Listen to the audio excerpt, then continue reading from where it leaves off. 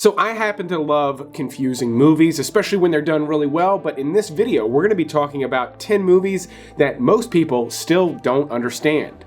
Now, I'm going to do my best in this video to have no spoilers, but I'm going to tell you about 10 movies, why you should watch them, and I'm going to tell you kind of what makes them confusing. Again, trying my best not to spoil anything. The idea here is to introduce you to a few new movies and maybe get you interested to rewatch something you didn't understand the first time with a little hint as to what to look for when you rewatch it.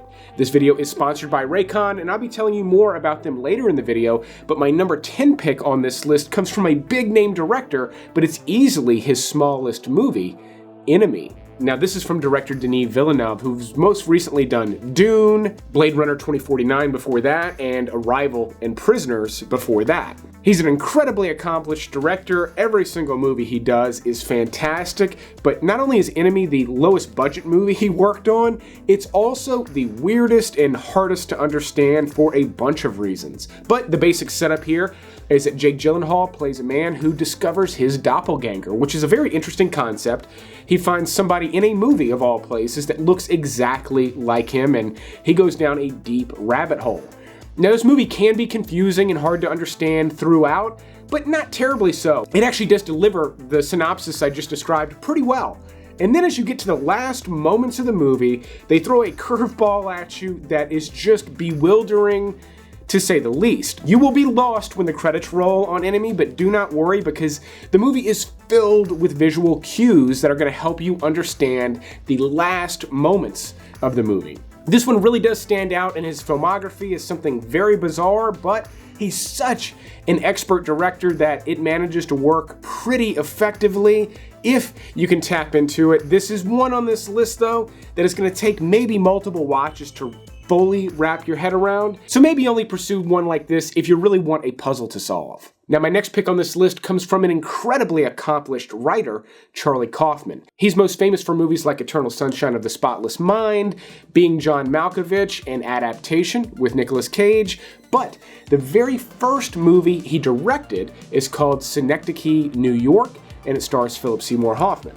Now, right off the bat, if you're a big fan of Philip Seymour Hoffman, this is a must-watch. If you somehow missed it because it's a smaller, artsy movie, definitely check it out. He gives just an incredible performance, one of the best of his entire career, which is really saying something.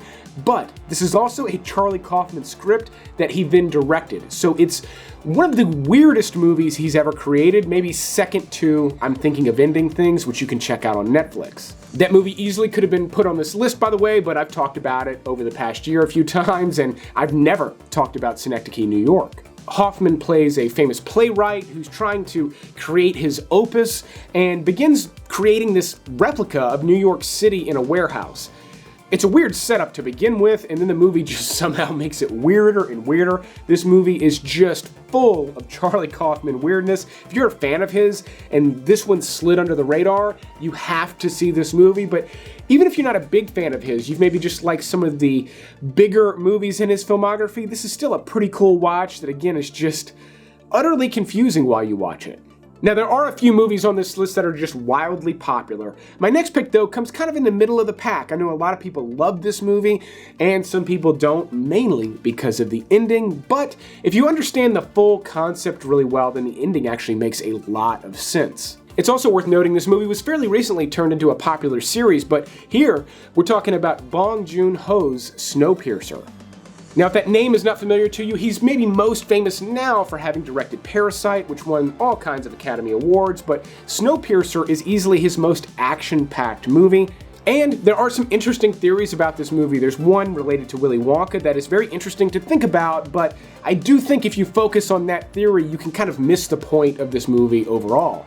If you haven't seen it, this takes place way in the future. The Earth is completely frozen over by a new ice age, and the only people surviving on the planet are all contained inside this bullet train. Chris Evans is pretty good in this, Tilda Swinton is incredible like usual, Ed Harris has a great role here, but I think where a lot of people go wrong with Snowpiercer is they view this as a metaphor for capitalism. I mean, at first it seems like an obvious way to think about this movie, but it's not quite right. There are other systems that the world has used over the years, and this is much more like a feudal system.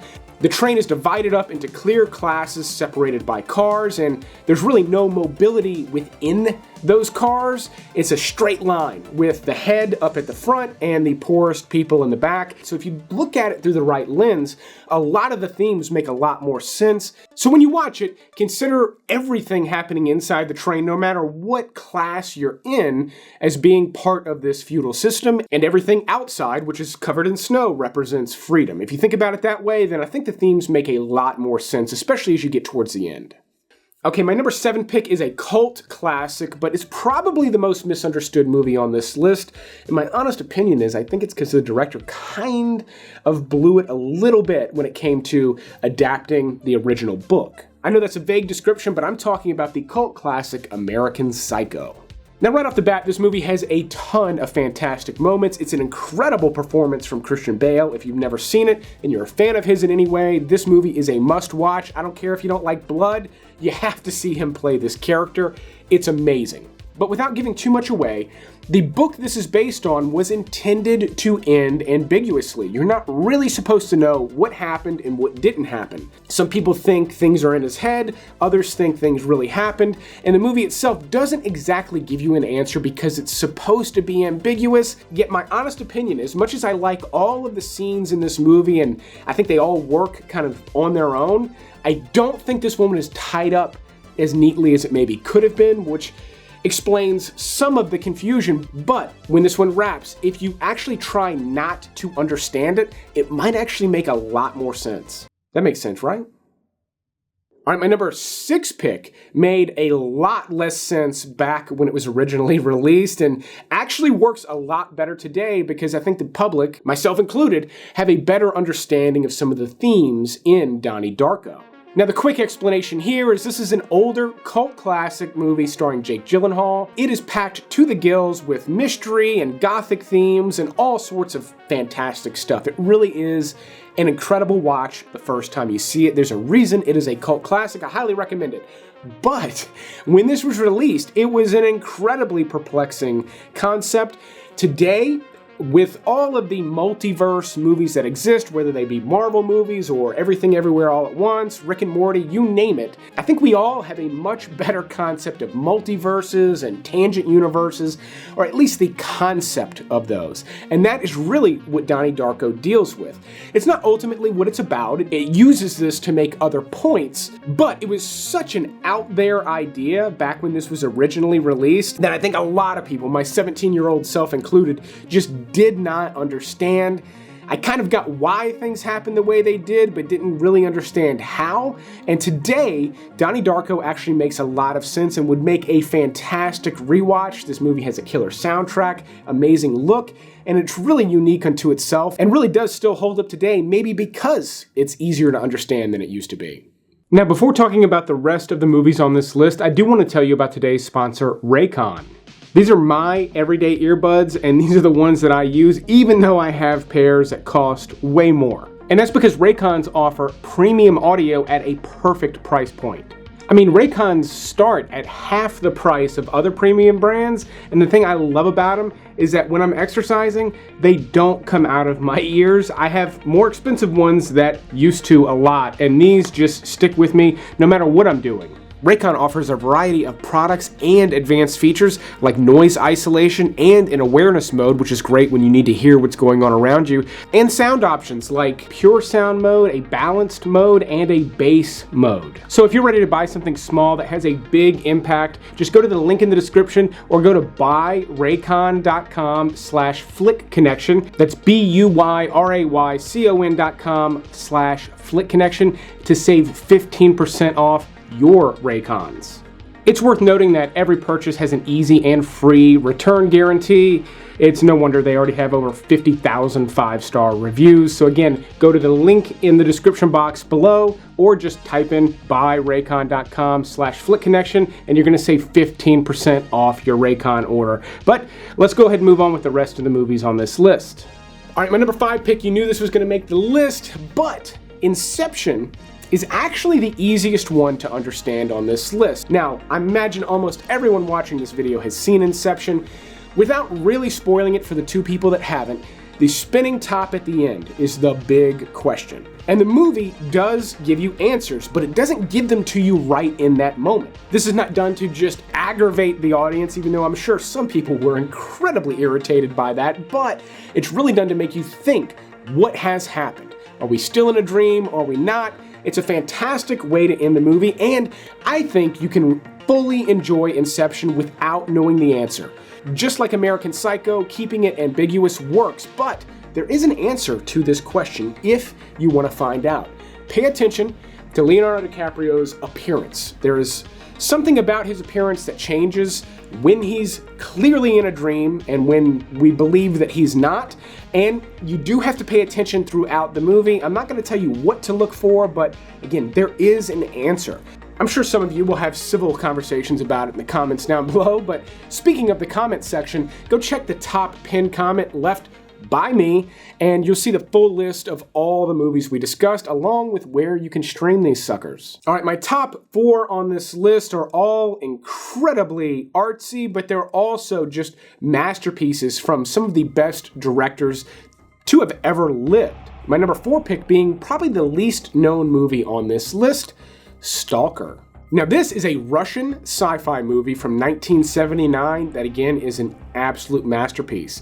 It was directed by Andrei Tarkovsky, who's probably most famous for the movie Solaris, but Stalker happens to be my favorite. I love the aesthetic of this movie, but I also love the concept, and I love how patient this movie is.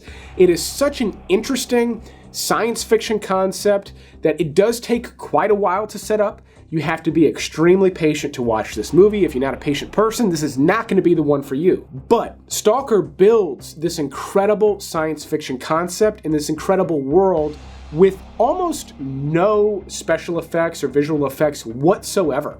Now, they do film in some amazing, just breathtaking locations. Even some of the dark ones are really breathtaking. And there's a lot of exposition in this movie as well. A lot of what is happening has to be explained, which is not my favorite method of storytelling, but Stalker is so unique unto itself that it really does require that. Now, the concept is hard enough to grasp. Stalker, though, is going to be best understood when you do not look at it through the traditional lens. This is not a traditional movie. This is not a big budget sci-fi movie that has a traditional plot. This is a new, mysterious puzzle that, again, can be solved and can be understood on many different levels if you have the patience and the time to do so.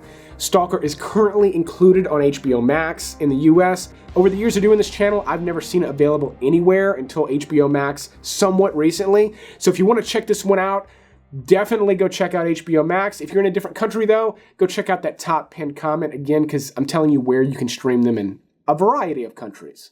Now, my number 3 pick is another artsy movie from a very accomplished director. It's also science fiction and also has amazing shots in it. I mean, just visually, it's probably the most stunning movie on this list and one of the most stunning I've ever seen, which is saying a lot because I've seen thousands. I'm talking about Terry Gilliam's Brazil. This is an incredible, futuristic, cyberpunk dreamscape of a movie. Visually, it's amazing how many different gags and sets and props and everything is just packed into this movie.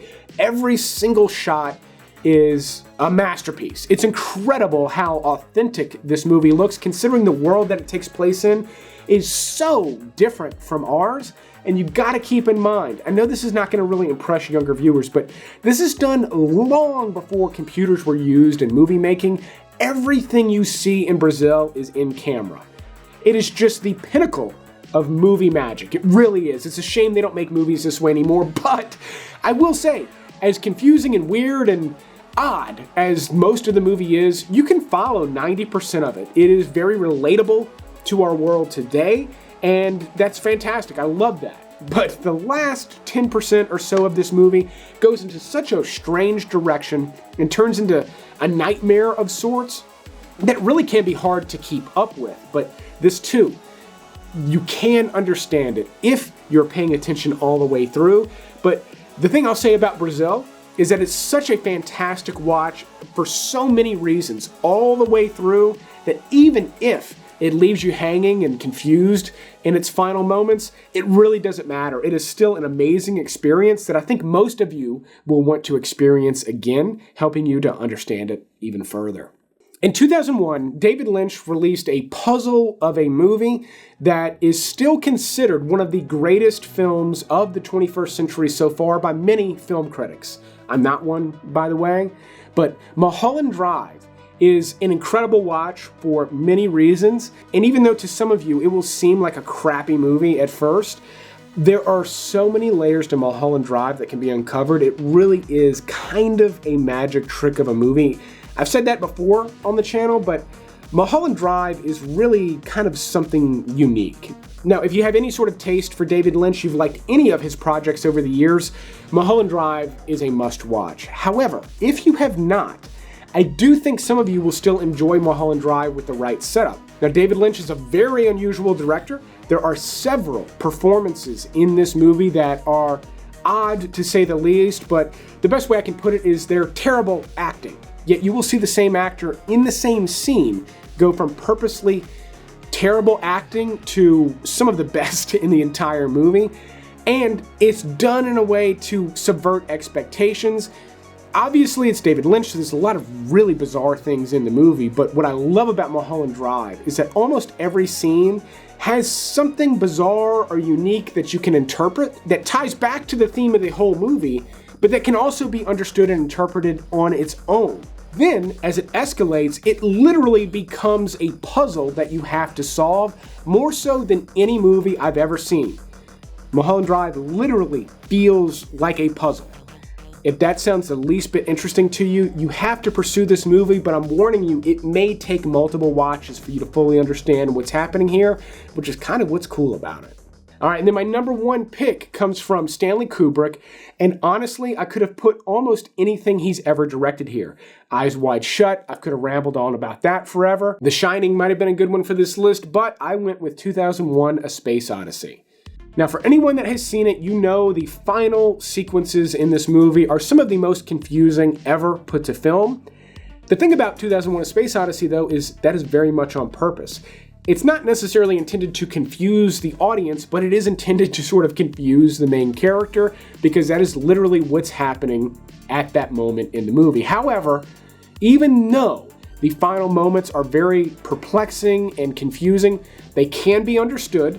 But beyond that, 2001: A Space Odyssey, just like Mulholland Drive, has many, many sequences that can be fully understood on their own. They're almost like little microcosms, little individual scenes that can be separated from the movie, enjoyed and understood, that make their own point, that then ties back into the theme that will help you fully understand the ending. The key to 2001: A Space Odyssey is to try to understand the reason behind each sequence. The trouble with that is the first time you watch it, you have no idea what's going on or why. So this is a movie that really does take multiple viewings, but it's worth noting that this came out in 1968.